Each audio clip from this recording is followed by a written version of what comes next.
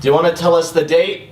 The date is June 1st on a Friday, 2012, right? Correct. Good, I know the date. I thought I would, a few things that I thought of that maybe would be interesting. Number one, more about Craig. Craig was just a fantastic son growing up, particularly. And we used to have the best times. We used to go to a deli called Chuck-a-Luck, and we would split a big, huge sandwich. It was so big we could make 3 sandwiches out of it. And they still remember, the man just recently died who owned it. He said, you and your son used to come in and have that for dinner. And then we'd go for Baskin-Robbins, their special 31 flavors. And Craig was always just a wonderful companion to be with. He was, even though he was a youngster, he was very mature. And we could talk about all kinds of things, and we laughed and laughed and laughed about everything going on in the world and in our family. And he was really outstanding in terms of being active in speech activities in high school, and I enjoyed the opportunity to hear him doing some reviewing of what he was going to speak on. Or I can't remember whether it was debate or whether it was public speaking or I don't know what it was, but we used to review things, and I always felt that I was part of his whole success, which was very successful in high school. He went to East High School, and Craig was really did well in college. Amherst was a wonderful school, and the professors all thought he was very bright, although he will tell you he wasn't as bright as some of the kids in there who had private school training instead of regular public high school, and they were quite outstanding. But Craig was interesting, and he used to write the most interesting kind of papers on things, and so it was very interesting to know that he was really talented and mature. And so he's been, and he turned out to be a nice, interesting man. He and Nancy enjoy the outdoors a lot, and they liked, their favorite thing is to go up into the hills, into the mountains, and go climbing, and they ski in the winter.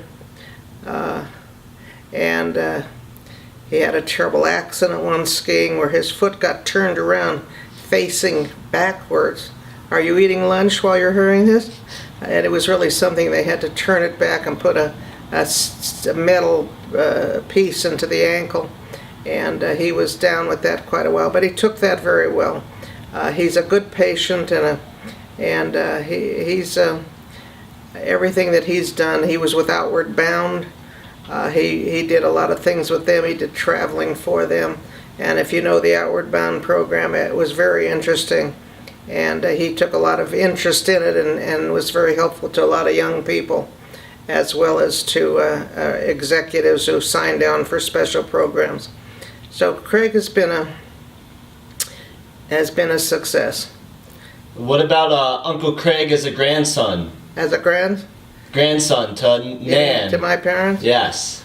Oh, nobody, even Jonathan can't compare to what kind of a grandson he was. And my father and mother loved him so, and they enjoyed doing things. My father in particular went everywhere. He was retired, so he could take the time. Well, he was semi-retired. He could take the time to go to all of Craig's special events and take him to ice skating and to everything, and stick around with him. And my dad used to take Shelley and Craig to the movies on Saturday.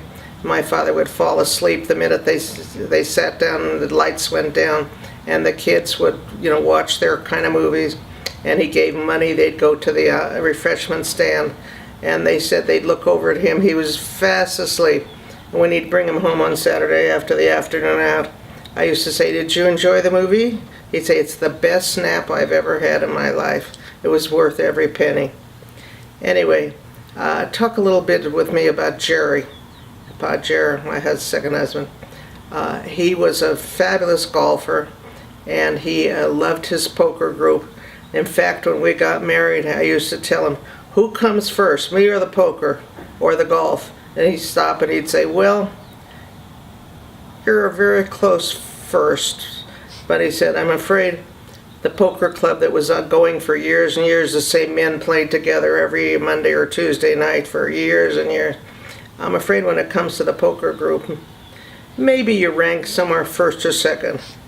And he was just such a nice guy and such a caring man. He was a good golfer, as I said, and his friends adored him. They gave parties when we were engaged to be married, and every one of them came up to me and said, what a lucky woman you are to have Jerry come into your life. He'd been a wonderful husband to his first wife who had MS, and so that was important. What did Pa Jared do when he was younger? What did he do for a living? Pa Jared was in New York. When he lived in New York, he was worked on Wall Street. And then when he moved to Denver, because his wife became quite ill, and they had to move to Denver, their son Alan was an infant, and they moved back to Denver so she could be near her parents and all. And she lived a long time because of the good care that he bought for her and that he took care of her. And he came here, but at that time, I don't want to say they didn't hire Jewish people, but it was rare that the stock brokerages here had Jewish people working for them. I don't know if it was on purpose or not. But so he opened a store with his brother-in-law and nephews and so forth. And it was like similar to a miniature Target of today. And he did very well with that until he closed it down. And in retirement, he did a lot of interesting things, including call me every day and say, hey, why don't you leave your office and we'll go out and for the day. And I would say, you know, Jerry, I can't do that.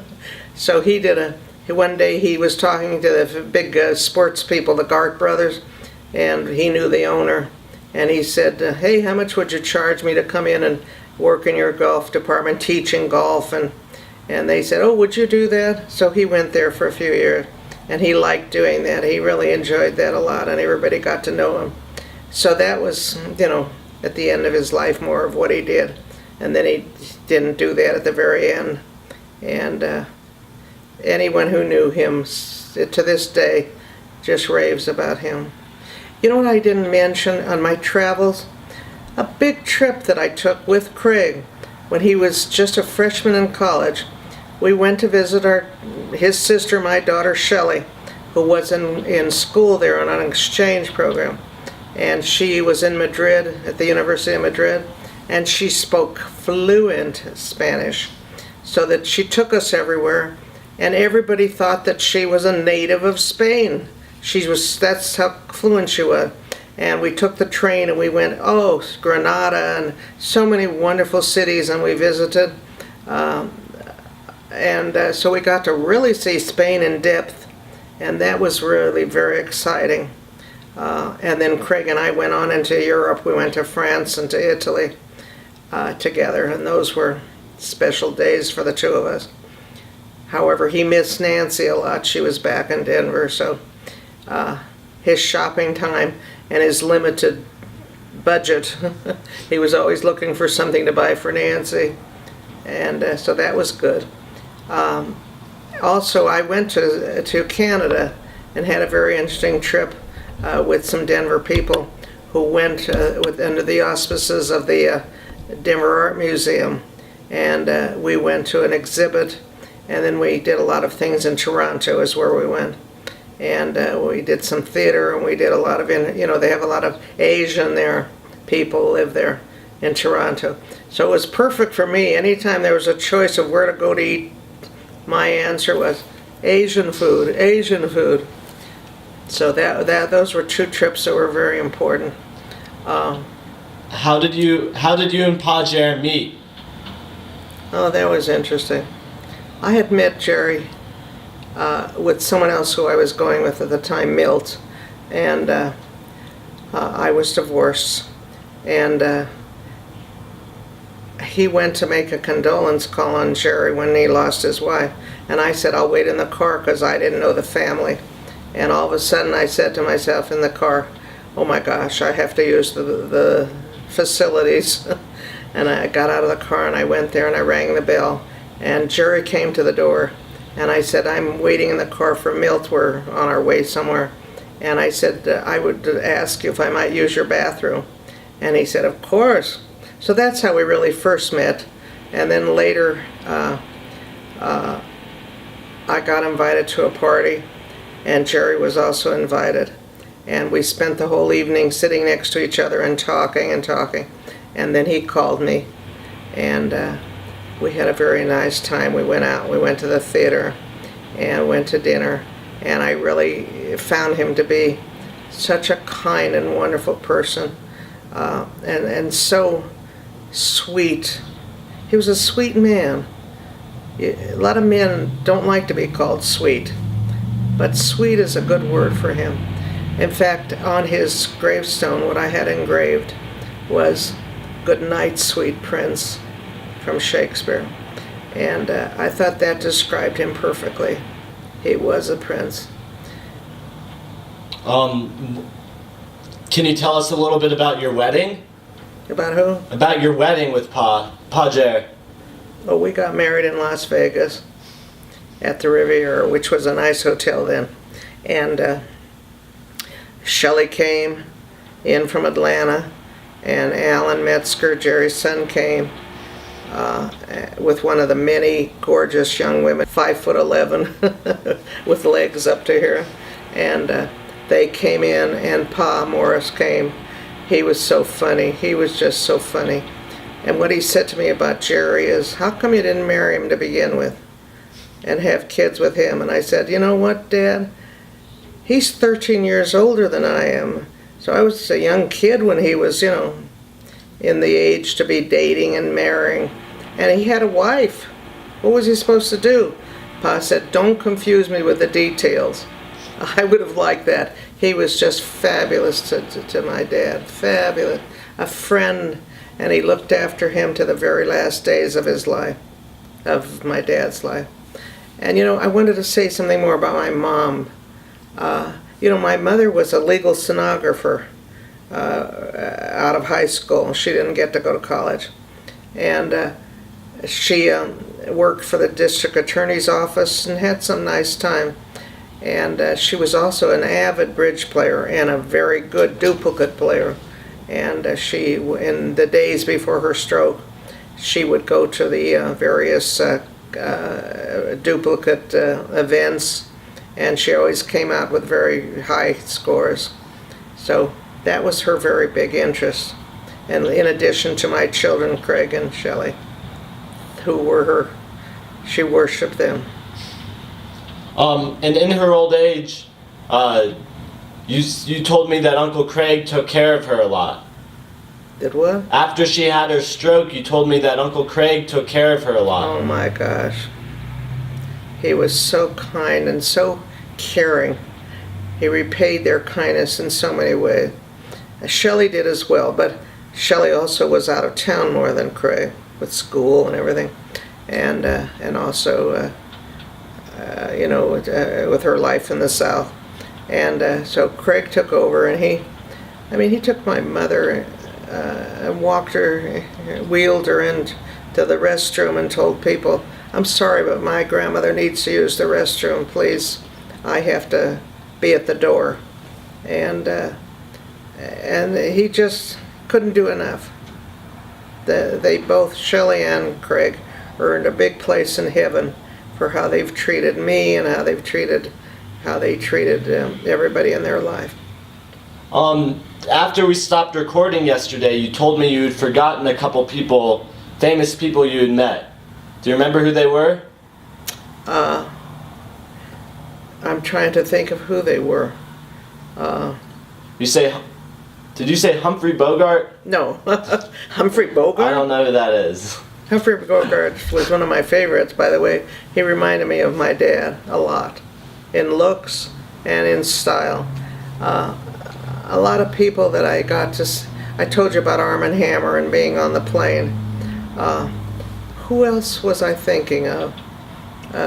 Some of the people perhaps who came to speak for the hospital.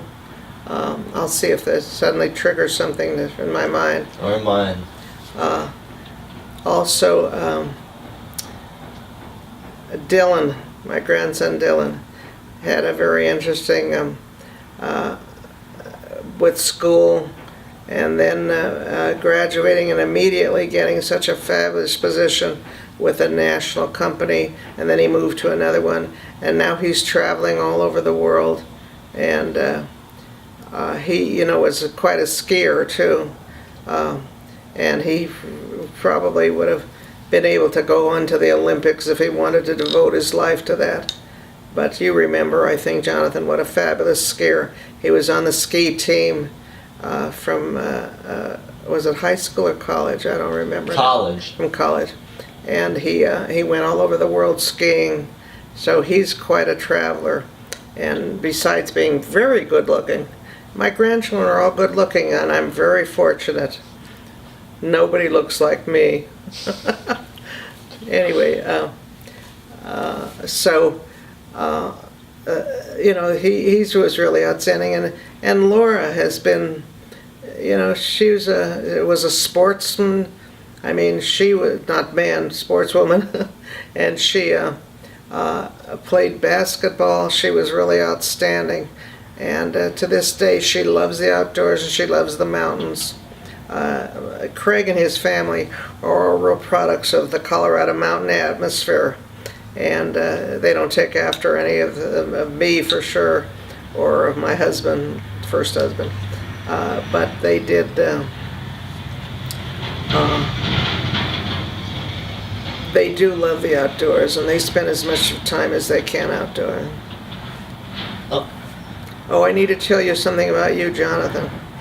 Do you remember this at all? You were very, very young. When I was visiting in Atlanta one day on a Sunday, you and your two sisters decided to have a show. So after breakfast, we came in, and Nancy and Craig were visiting also in Atlanta. And I had been singing some of the songs from shows that I'd been in. So from Guys and Dolls, there's a song that goes, I love you, a bushel and a peck, a bushel and a peck, and a hug around the neck. Well, you decided to imitate that song. You came out, maybe you were 5, I think maybe 6, I don't know.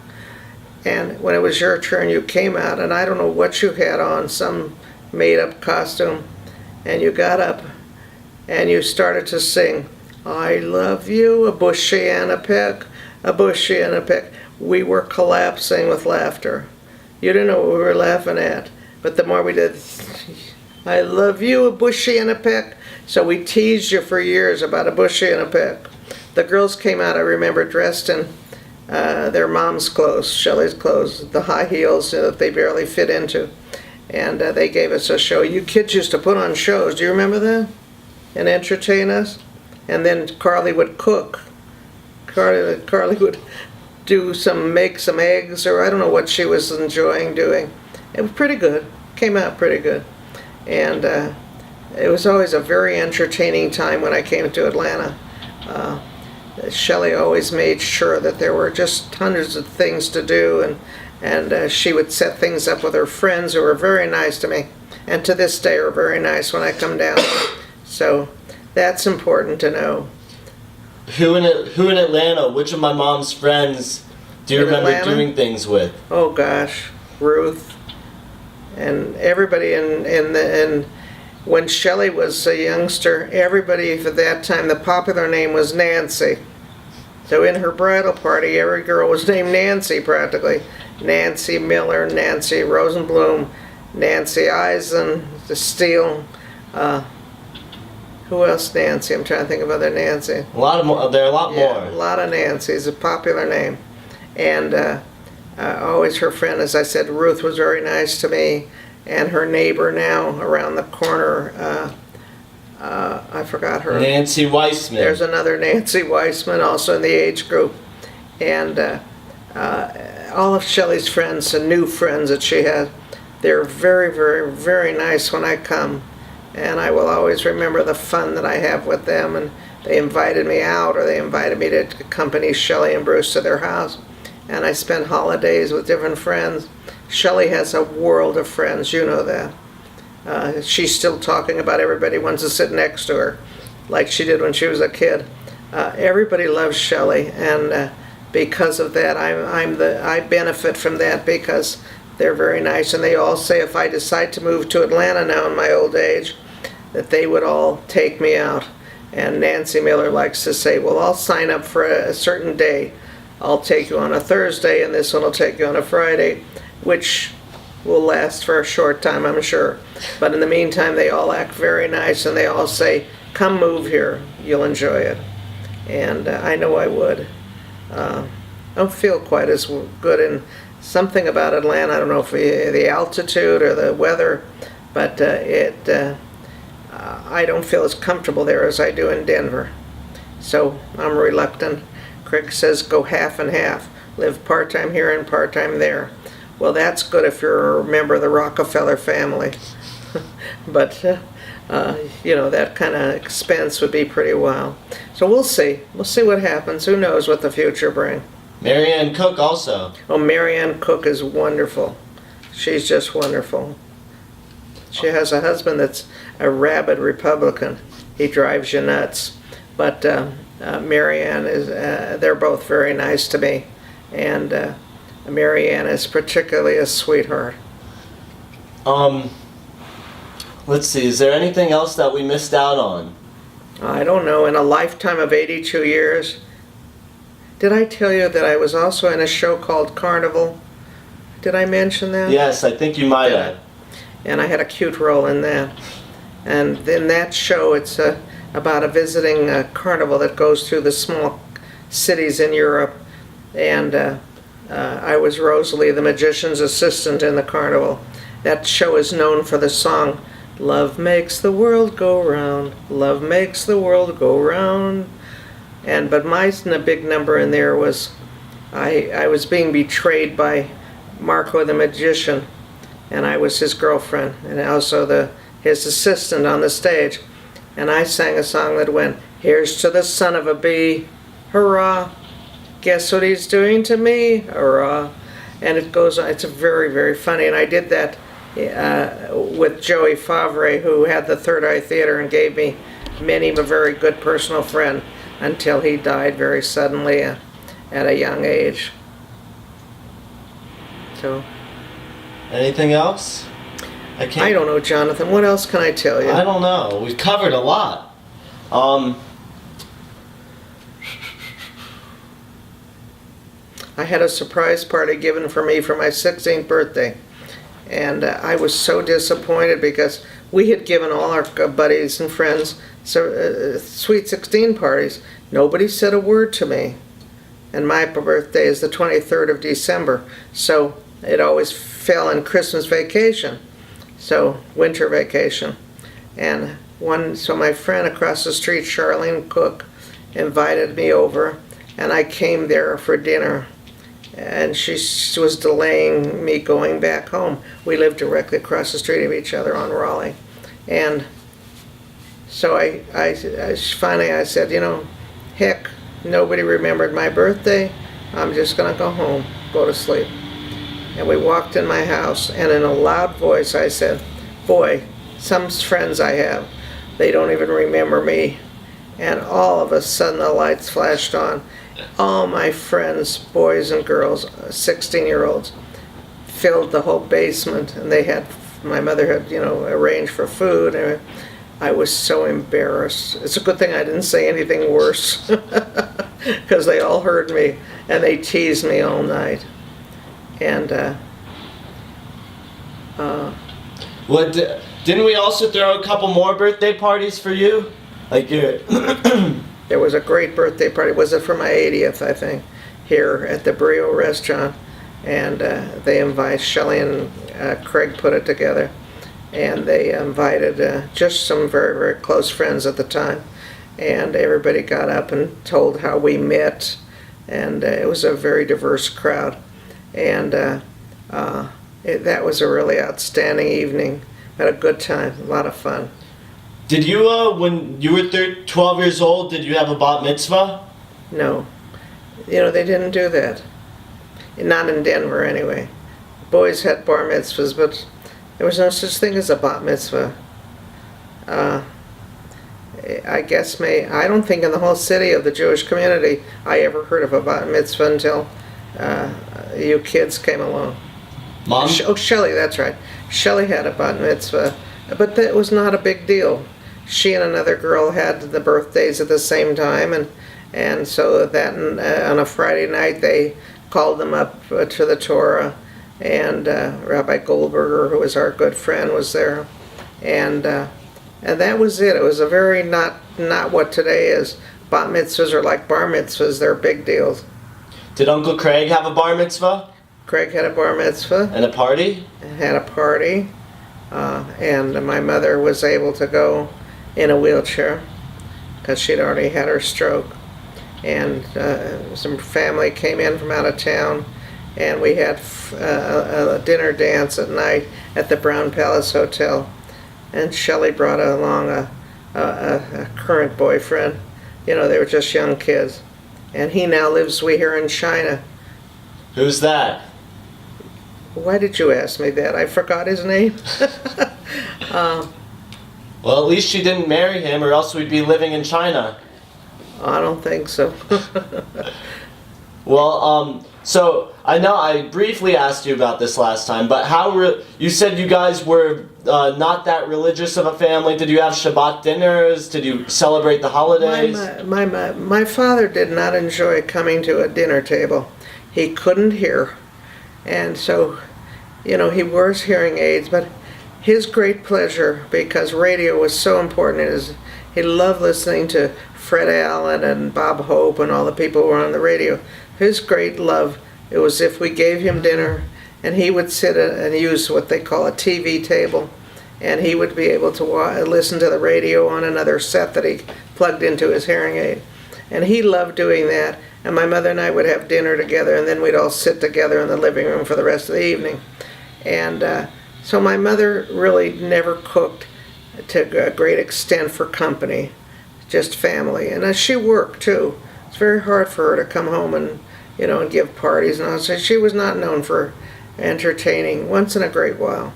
And so no, we didn't do that. I learned to appreciate that through Shelley and Bruce. Okay. And you know, I think I had a good life so far. And as I told you, somebody told me to live to be 100 would be a smart move. And one of my doctors likes to say, you have the brain of a 50-year-old, but you have a body of 110 because of all the crazy things that have happened to me structurally, on my back and other things that have come along. But I just hope that my mind stays with me, because I always find that to be the saddest thing to happen to people, where they're still alive, but their brain isn't functioning. And I'm still pretty good. I'm not great in math, never was. I do better if you put a dollar sign in front of it. That's what Jerry said. Jerry always just say, you can't add 2 and 2, but you can add $2 and $2. So, but I'm still interested in the news. I like to watch the news. I'm like my dad, he watched all the news programs. And I'm still interested, of course, in theater. I'm still interested in music. I'm still interested in what's happening to people around me, and politics. I find that very interesting. Currently, Obama is trying for a second term, and Romney is going to be his opponent on the Republican side. And I'll be an Obama supporter. I just want him to do a better job than he did in the first term. Did you ever think that you would see a black man become president? You know, I can't remember who said something to me years ago. They said, first it'll be a black man, and then it'll be a Jewish woman. And I said, come on, we'll never see that. And they said, yep, yes, I don't know if we'll be around, but it will happen. And I said, well, maybe I'll be the Jewish woman, and they laughed. I wouldn't be president, I'll tell you, I wouldn't want that job. But I follow politics. I follow world politics. I'm particularly interested in what's going on with Israel.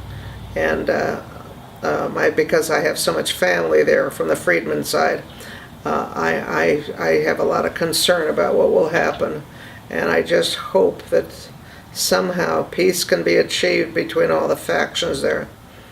How it'll happen and when, I don't know. Can you tell us about Dovey Friedman when you guys were growing up? Him and didn't Mom and Dovey used to play a lot and hang out? Our cousin? Well, you mean the fact that he's a great artist? He's a great artist, but before he was a great artist, weren't we good, close family relatives? We weren't close with them? Very close. He's the son of my cousin Werner Friedman, who's a neurosurgeon and moved to Israel to be with all his family. And they have loads and loads of grandchildren, great-grandchildren, and because they're very Orthodox. And Dovey is a renowned artist. He has his own gallery in Israel, and I have some of his work here. And he's very well known. If you go to art collectors' places and you mention David Friedman, Dovey's his Jewish Hebrew name, and if you mention him, in fact, one of Shelley's neighbors collected some of his pieces, and Shelley has some and I have some, and and his brothers and sisters are all very Orthodox. Dovey not so much now, but they're extremely Orthodox, and so they have a lot of children. And there's a picture that their parents had at one of their anniversaries. It looks like a high school graduation. You can't believe it's just a family. Everybody has a baby sitting on their lap. So it's a huge family there. And we just hope that they'll be safe. That's the main thing. And I visited them when I was there. And it was, as I told you, Israel was the most fascinating. Spain was pretty interesting too, both. Okay. Any parting advice? Advice? Yeah. Do everything you can to travel as much as you want and accomplish everything you can accomplish at a young age, because it gets tougher as you get older. You know, physically, and you lose people who are near and dear to you that would go with you places. And I regret I didn't do some additional traveling. But I always tell everybody, even though it's tough, you usually young age can't afford to do much. Whatever you can do, do it. Because when you're spry and younger, and you can see well and hear well and get around, you'll always have those memories. The other parting advice is stay very close to your family, because when push comes to shove, they love you. They love you no matter whether you're good or bad. Naturally, they don't love you if you do horrible things, but they forgive you for a lot. And they, unlike friends who come and go, family is what really counts. So be close with your brothers and sisters, and of course with your mates and your children and grandchildren. But be very close, because you really need them in your life. And I'm grateful for what I have. Okay. If there's nothing else, we'll turn it off and maybe do one more session before we leave. I'll talk to Mom. Who knows? Who knows? Is there anything I didn't cover that you wanted to know about? I'm not going to give you all the secrets. I don't think so. Okay, say bye. Bye-bye, everybody. We're back on. Nana forgot to tell us, or remembers who the famous people were. Yeah, you want to know some celebrities.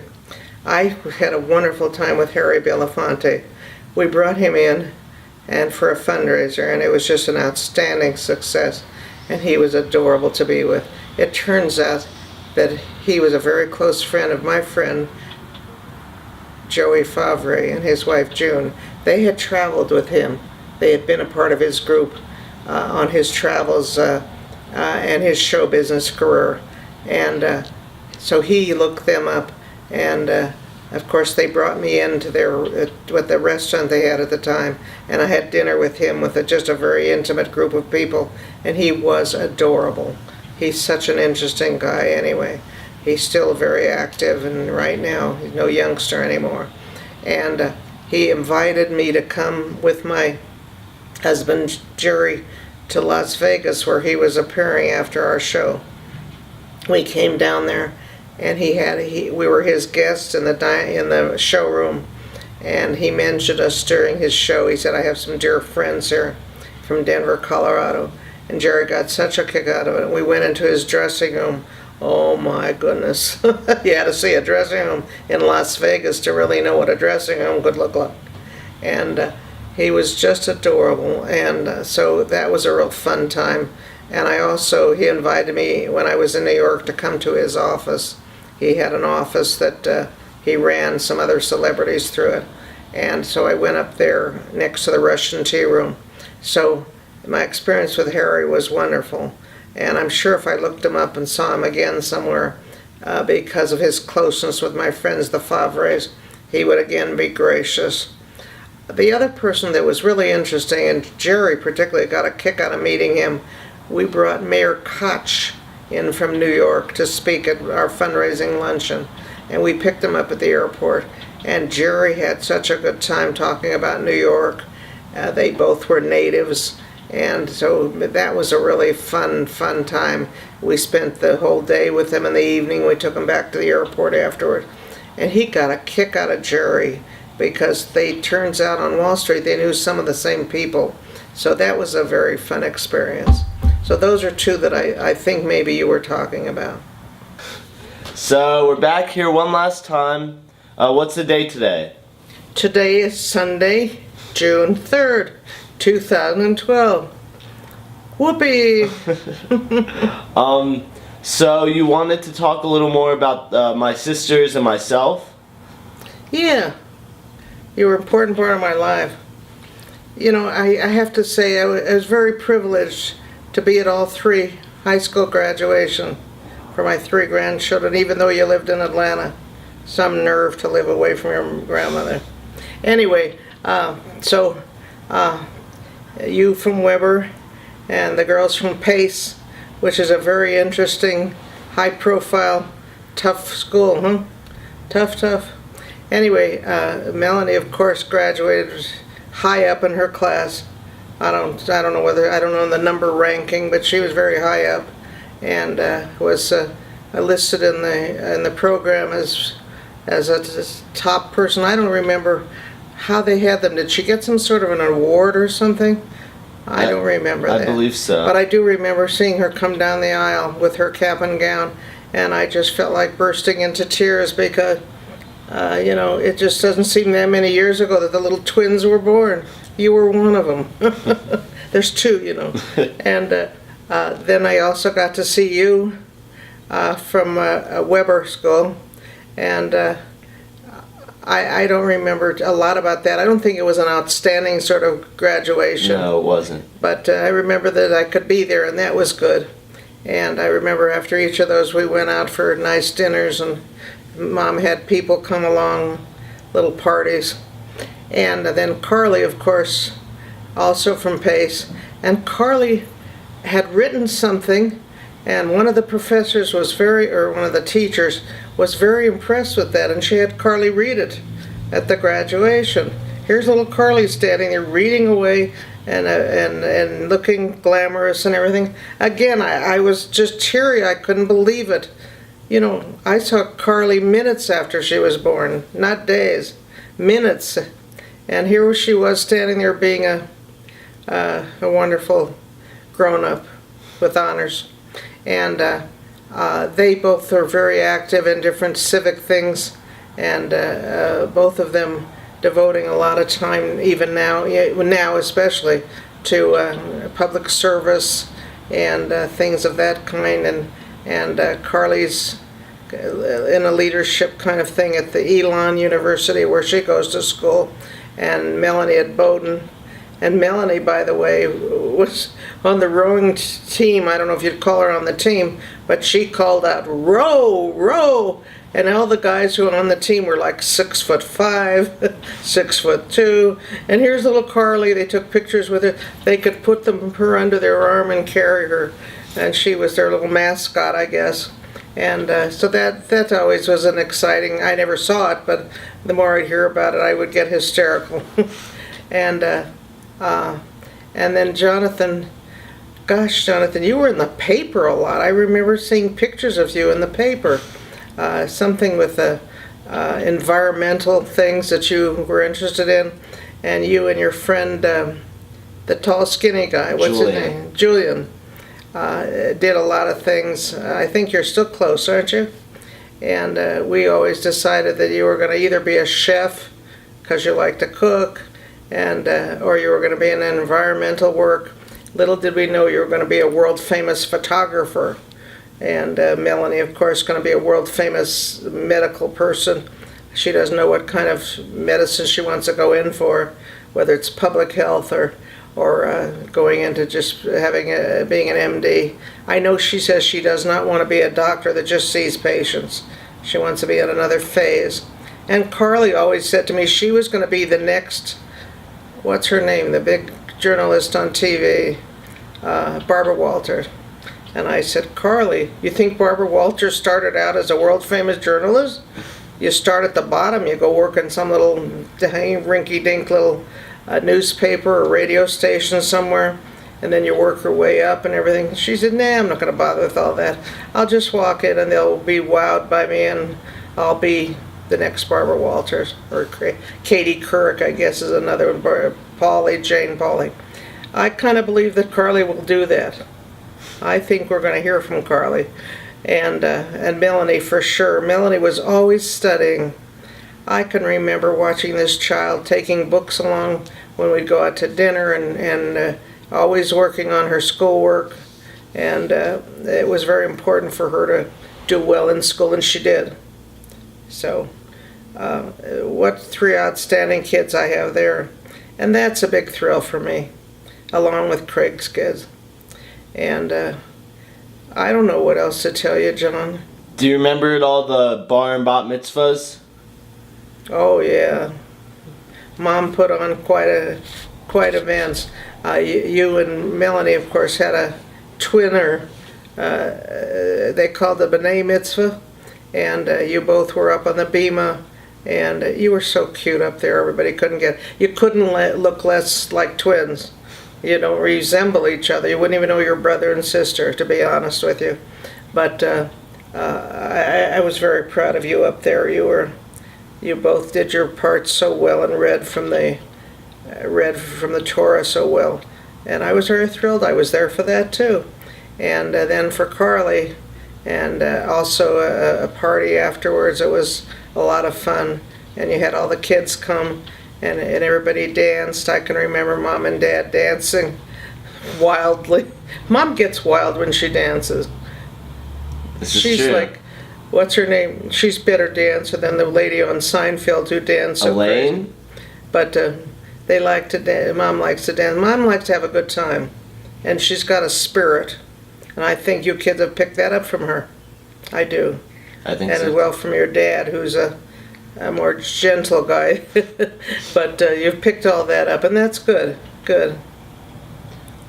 I think that's pretty good. Is there anything else you want to add about us, or anything else that you feel like we've missed over the past couple days? Well, I keep when I go to bed at night, and I have time to, because I'm not a sleeper.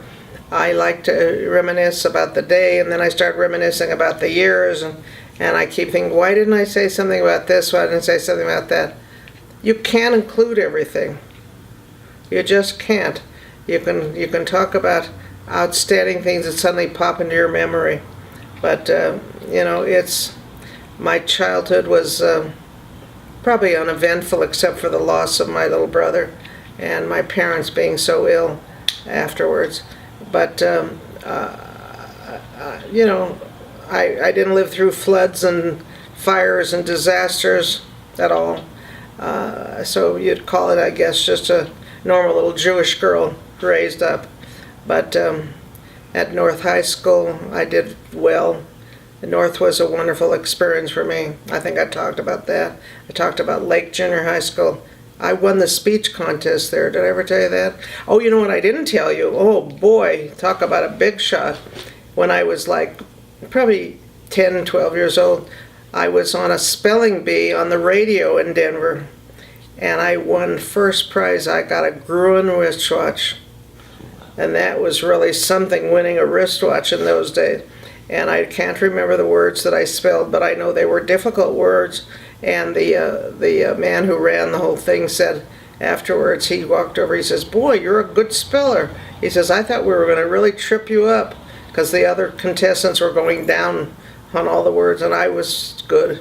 I'm still a good speller, better than in math. So that was something. And as I say, I won the speech contest. I think it was called the Shafroth, and at Lake Junior High School. And that was extemporaneous speaking. You pulled a topic out of the hat. So it was, you know, you had 2-3 minutes to go sit down and prepare. And I was a quick thinker, so I came up with something, and my mother was in the audience, and afterwards everybody came up and they said, "Boy, you're one smart lady." That was good. Very And cool. what else, John? I don't know. At DU, those were fabulous days, and I enjoyed college very much. I enjoyed the professors that I met. And did I tell you that my grandmother had a great comment while I was in college? My social studies, I think that's what it was called, professor, was taking a group to Russia of students from college, from the University of Denver, for like 3 weeks or something. And he invited me to go along if my parents would approve, or whoever. And I was about probably a freshman. And so I came home and I said, my grandmother was sitting in our house, and I said, "Gee, Mom, I would love to go with the group to Russia." And my grandmother went, "You want to go to Russia? We crawled out of there on our hands and knees. We were so glad to get out of Russia. Why would anybody ever want to go back and look at Russia? Forget it. You got better places to spend your money." And we laughed and laughed and laughed. And you know what? I've never been to Russia. I should have gone. I've heard things about it. It's a tough trip, but it's not the Russia that we would have gone to, which was so heavily communist. It would have been interesting. So with the travels that I did, that would have been a fun place to go. And I used to enjoy visiting Shelley in New Orleans. That was fun down in the quarter. That was seemed like you were out of the country. Is there anything else Mom told you to talk about? Because I'm out of Mom ideas. mentioned? Yeah. Well, you know, she says, "Tell us all about everything you remember in your childhood." Well, how can I tell you all those things? You know, many of them are just memories that you can't really talk about. They happened.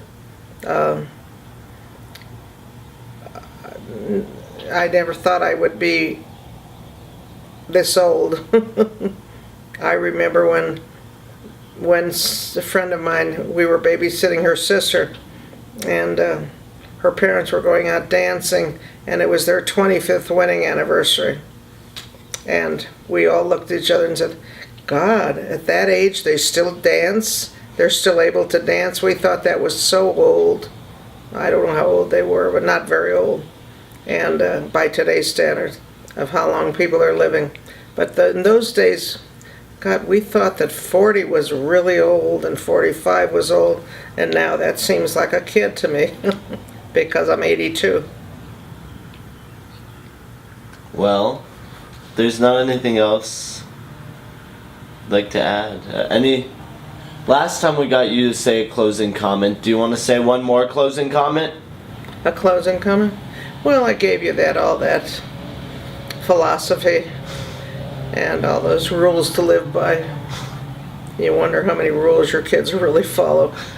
And they're not rules, but they're good thoughts about important things when you look back. So that when you get to be 82, and you'll probably, all of you in your generations, live to be 125, 150. So when you get to be in the older age, you will be able to say, "I sure accomplished what I wanted to do." I guess nobody really always does everything they wanted. But, you know, I always say, what would have happened if you turned left instead of right? and there's many books and plays written about that, how your life would change. Because, for a woman, many times who you marry is very important in terms of how your life's going to turn out.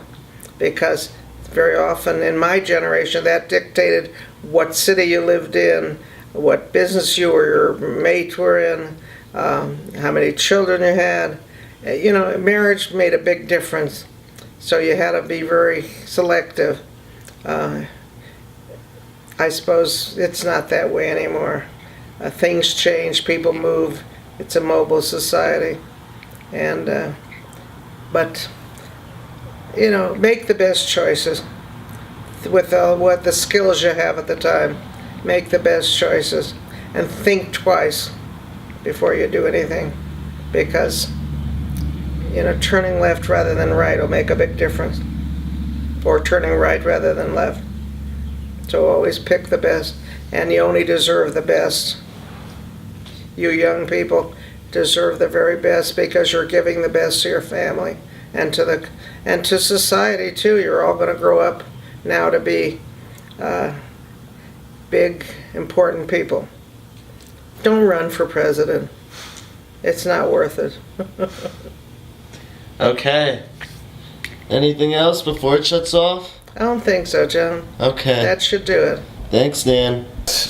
Tom Morris right there with taking it. Yeah. The Chief Pachimtuckus in Santa Fe. And this is Palm Morris and Nana Price when they were dating.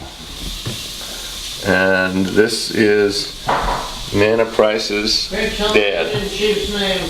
I can't remember what his name, Abraham or Benjamin, I can't ever remember. No, Chief And Pachimtuckus. And there's Nana, she was young, and there's Papa's on his bar mitzvah with Nana Seal. And this is Papa's dad. You look back on your life. Right here, over to the right here, when he was in the Army in World War I. And this is his family, and that's him when he was a child, and that's Poppy's grandfather, also named Harris. That's who he was named after. Now you've got pictures of everybody. But you know the story of Chief Pachimtuckus. I told you that one? Nope. That's the story where Palm Morris said that he was very famous Indian in Santa Fe who had a perfect memory. So Palm Morris went up and tried to think of a question to ask him, and he said, "What did you eat for breakfast on Thursday, December 4th, 1902? And the Indian thought for a minute, and he said, "Me eat 'em eggs." And Palm Morris thought it was really an amazing story, so that he could remember back that much. And he left, and he's thinking about it for a while. He said, "Well, he could have told me anything."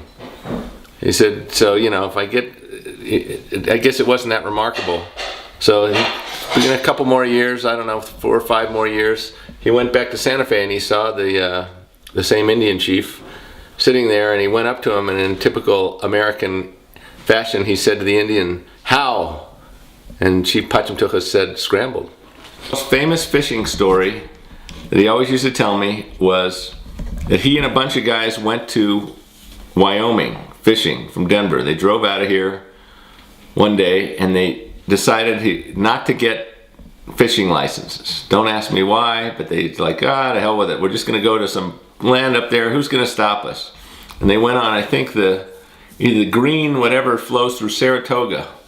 And they were, as Pa used to say, we were knocking them dead. And not only didn't have licenses, but I don't know if they're fishing in a prohibited area, who knows. They were breaking all sorts of laws. And they had been catching fish right and left. And then, when you get your fish, you put them on a chain, you leave them in the river hooked on a chain. And they all had taken their fish at one point in time and put them all on chains. And who walks down the river but the sheriff? And he rounds them all up, and he says, "Hey, you guys," he sees the Colorado car. He says, "You guys got licenses?" And they say, "Oh, no, we didn't get them." Rounds them all up and takes them into the the county jail or whatever. And he says, "Well, you guys are going to face big fines, and you just happen to be lucky because the judge is here today." And so they go in front of the judge, and the judge talks to them for a while, and somehow one of the guys says, "Well, Your Honor, we probably should have got licenses. We're really not that great of fishermen." And the judge says, "Well, you didn't have any fish, so I can't really throw the book at you because you didn't break the law of catching fish without." But fishing, he fined them. I don't know what they paid, $50 or $100. In the meantime, back at the river, they said they each probably had a dozen fish, and they're all out there. So they let him go, and he said, "But you guys better go home." And they felt really good. They got off light. I don't know, they had to pay something, and I can't remember who he was with, but the guy said, "Let's go back and get the fish." And they drove back to the river. Well, two guys waded in, picked up all their fish, and they got in the car and headed home to Denver. That was one of his millions of stories. His other stories was with Myron Newstead, a very wealthy guy who owned a department store here, who he went fishing with him up on the Colorado, and Myron was up on a big rock and hooked into a big fish, and it pulled him right off the rock into the water. He's going down, he's soaked, and in the meantime of falling in the river, he loses his pole, he loses everything. And Pa says, so he gets out, he takes off all his clothes, and he's there in a pair of shorts, in his underwear, drying out, and he puts his boots back on, he gets another pole, he goes back up on the same rock, boom, right back in, hooks the same fish. But this time he held on, and Pa went out and helped him up, and he pulled the fish in. And the reason they knew it was the same fish is because when they pulled him up, the line was attached to it, and they pulled, and they got his other rod back. So those are two of Pa's fishing stories. What about when you guys went to the football game? The baseball game, the famous baseball story. This is a story when Pa was, when I was probably in a young teenager, and I went with two buddies of mine, two brothers, the Gelmans, and we went to the baseball game that was before the Colorado Rockies. There was a minor league team, the Denver Bears, and before Mile High Stadium, it was Denver Bear Stadium, and they had just built the west part of the stadium, so it was high. They had built up the first part of Mile High, but it's still called Bear Stadium, and the parking lot was dirt. And we went to the baseball game, and Pa Morris never stuck it out through a game. He'd always, he'd wander around, and then all of a sudden one day he comes up to us, he says, "I'm gonna go back to the car, you guys watch whatever you want, the game's over, I'll be asleep in the car." We went back, and he was out cold. We woke him up, and we got in the car, and we got ready to go, and he turns on the engine, and he can't hear, so when he turned on the engine, a lot of times he'd floor the car. Just, and that's how he'd start the car. Well, he floored the car, and he didn't hear, but it didn't, the pedal didn't come up. And he shifted into gear, and all of a sudden, boom, the car takes off, you hear this, the car spinning in the dirt, and I'm looking over at the speedometer, and he takes off. We take off through, and we're in a parking lot. And we're going, and Pa's zigzagging like this, and we're dodging, and people are starting to come out of the stadium. We came out a little earlier, and we're missing cars by inches. And I look back, and the two Gelmans are like, they're petrified. And Pa's, goddamn, and he's driving like crazy. And he finally slams on the brake, and the engine's still going, and he says, Craig, get down, see something's caught on the pedal. And I get down, and I pull out, and he's got an old fishing hat. It was caught on the pedal. And I mean, when I looked over the speed limit in a parking lot, we were probably going 40 or 50 miles an hour in through the parking lot. And we were dying. We were laughing so hard we couldn't. And he was really upset because, he could have killed somebody so easily. He was so upset. And we thought it was the funniest thing in the world, because if you've ever gone 50 miles an hour in a parking lot, it was crazy. That was the baseball story. But how Pa, in that same car, it was Nana's old car, a Delta 88 Oldsmobile. He had a dent on every side of it. And he stopped driving after he backed up and back through the Sears plate glass window, which was like driving probably, he had to back up not only out of the place, but he probably had to back up an extra 20 feet to go over the sidewalk to hit the plate glass window. I don't know how the hell he did that. So those were a few Pa stories. Does that help? Is that good? And what about, how would he make you test the electrical wires? Oh, how he tested them. And he'd go like this, lick his fingers and test if it was 120, that's how he tested it. If it was 220, he didn't lick his fingers. He'd touch it. And if he tested a light socket, he'd lick his finger and put it in the light socket. And then he'd hand me electrical wires. He never turned the power off to do any electrical work. And he'd hand me wires all the time and say, hold this or pull on this. And he'd be live and I'd touch something and I'd like get a shock. But the electricity didn't bother him. We always thought if he got the electric chair, they couldn't kill him. Pa had a friend, Joe Gould, who made all his money selling surplus goods he'd bought to the military and the government during the war. And Pa was doing a work on a building at that point in time and needed a big fan that only he couldn't buy any materials because all of it was going to the war. And Joe Gould had this fan sitting in his lot, and the real price should have been somewhere around $500 or something like that. And Pa Morris went to get it from him, and he said, how much? And Joe Gould said $5,000. And he argued with him, and finally he couldn't get him to change his mind. He knew Joe Gould didn't pay more than $100 for it. So he got it out of when they tore down a building or something. And so finally they argued. Pa Morris just went up and slugged him, knocked him out, knocked him cold. And the amazing thing was, they stayed friends. Pa Morris and Nana Price went to Arizona and visited him one time. As a matter of fact, Nana Price fell down in Joe Gould's house and got hurt. And they were worried that she was going to sue him.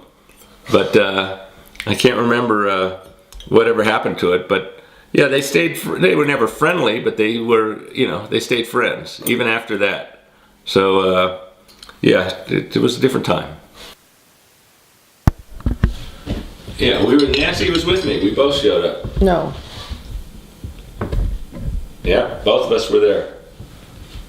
We both were there. And I was in the wheelchair, Yeah. and Pa was going, oh my gosh, I'm having a heart attack, get me aspirin. And the nurse said, Mr. Price, we're going to put you in the corner and cover you up with a blanket. Your wife needs us now. And Nan was collapsing. And I thought she had been in the hospital for a day or something like that. Not quite. And what was his name, Doctor? The nice heart guy? Who knows? He came out and he said, you don't want to save your mother again. She's been through 10 years of hell in a wheelchair. I didn't think they could save her. Well, he said we could try. Yeah. But he says, why don't we just let her peacefully? And Pa, we tried to talk to Pa, you couldn't talk to him. You and I made the decision. I don't remember making any decision. I thought she just died. No, we kept her comfortable. I don't remember any of that. I just remember her dying. But they were going to cut into the chest and all, and they didn't do it. No. And then Pa gave everything away. I got that one little table, that's all I got. I had some of the old furniture from downstairs. I don't know, but there wasn't a lot there. There was nothing great. They didn't have any great furniture. Shelley got the dining room set. That big table? The one that pulls out. It's like pulls out of a. It's our kitchen table. Don't you have that in the basement, John? No, it's in the basement. It's a table. Don't you have that in your out. basement? Yeah, it looks like a little desk, and it has a table that pulls out of it. It's right in your basement. Oh, that thing we used to have that in the foyer. That's a dining room table? It's Nan never used it. I do it. It's like a dresser. Was it a dining room table? She didn't have a real dining room table. And I said to Pa, where's all her stuff? He called up and told him to haul it away. Right. The only bad thing is he gave away that picture of the whole family that she had the big one of. She had a big picture of her whole family, and he got rid of it. It's the only one. I've got that copy. You got that copy, but nobody. She had the only original. It's probably from your grandparents' house. Why would he do that? Why was he so nuts to get rid of everything? Who knows? I have no idea. Did they love each other? Yeah. Who knows? They put up with each other. I guess that's all that matters. That's it. I wish I met Pa. And then after I married Jerry, Jerry was so good to him, to Pa. And he said to me, Pa said, why didn't you marry him in the first place? I said, Pa, number one, he's 13 years older than I am. So he was already a grown married man when I was a little girl. And he had a wife. What was he supposed to do with his wife? He says, don't confuse me with the detail. He said, I just know that I wanted him for my son-in-law to begin with. Yeah, That's another story. that's another story. But One that we don't talk Believe me, about. Craig, Pa was like a father to you. I know, You've got to do everything because of Pa. I know. He went to all the games, he did everything. He did a lot of stuff. He was around. Your own father was a stinker. Yeah. Well, in that respect of showing up to stuff, but he was not untypical of the times. Who? In terms of showing up, fathers were worked all the time. It was different times. Pa, when he was young, didn't show up for your stuff. He wasn't around for you. He was working. It was a different times. That's, you know.